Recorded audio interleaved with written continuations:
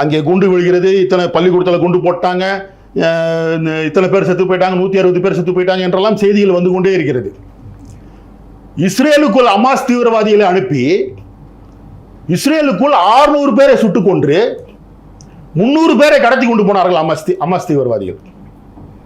அப்ப இஸ்ரேல் பார்த்துட்டு சும்மா இருக்குமா? அவன் திருப்பி அடிக்கதானே செய்வான். அப்ப நீங்க காசாவுக்காக குரல் கொடுத்தவர்கள் இஸ்ரேலுக்காக யாரும் குரல் கொடுக்கலையே. ஏன்னா தமிழ்நாட்டில் யூதர்கள் அன்று யாருமே இல்லை. தமிழ்நாட்டில் யூதர்கள் ஒரு 50 லட்சம் பேர் இல்லை ஒரு 1 கோடி பேர் இருந்தாங்கன்னா அவங்களுக்காக இவங்க குரல் கொடுப்பாங்க.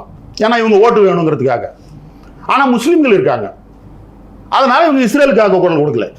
நான் என்ன சொல்றேன், ஈழ தமிழர்களை அழித்த இஸ்ரேலும் ஈரானும் அமெரிக்காவும் ஒருத்தன் அடிச்சுக்கிட்டு சாகட்டும், நீ வேடிக்கை மட்டும் பாரு.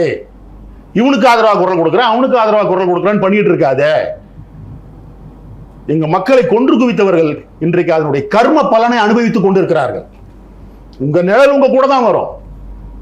செத்தா கூட அந்த பாடைக்கூடிய நிழல் கூட நம்ம கூடவே தான் வரும். நம்ம நிழல் நம்ம விட்டு போகுமா? நம்ம கர்மவினை நம்ம விட்டு போகுமா? அவர்களுடைய கர்மவினையை அனுபவிக்கிறார்கள். வேடிக்கை பாருங்கள்.